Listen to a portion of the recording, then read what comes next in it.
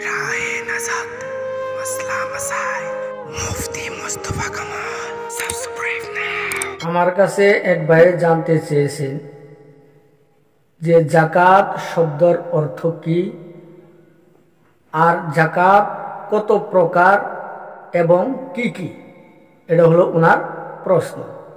এই প্রশ্নের সংক্ষিপ্ত উত্তর হলো যে যাকাত শব্দের আবিধানিক অর্থ হলো পবিত্র করা, এবং যাকাত হলো তিন প্রকার।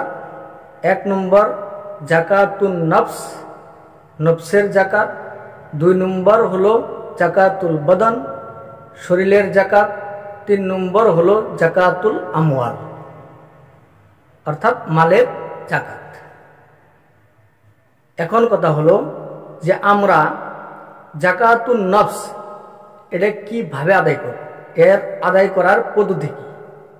এর আদায় করার পদ্ধতি হলো যে আল্লাহ তাবারাকা ওয়া তাআলার যতগুলি হুকুম আছে, সমস্ত হুকুম আহকাম হুজুর আকরাম সাল্লাল্লাহু আলাইহি ওয়াসাল্লামের তরিকা মোতাবিক আদায় করলেই নফসের জাকাত আদায় হয়ে যায়। সমস্ত হুকুম আহকাম হুজুর আকরাম সাল্লাল্লাহু আলাইহি ওয়াসাল্লামের তরিকা মোতাবিক আদায় করার নামই হলো নফসের জাকাত আদায় করা। এটা হলো এক নম্বর। দুই নম্বর হলো যে জাকাতুল বদন, শরীরের জিরে জাকাত, শরীরের জিরে পবিত্রতা হাসিল করা। এটা কিভাবে, এর পদ্ধতি কি?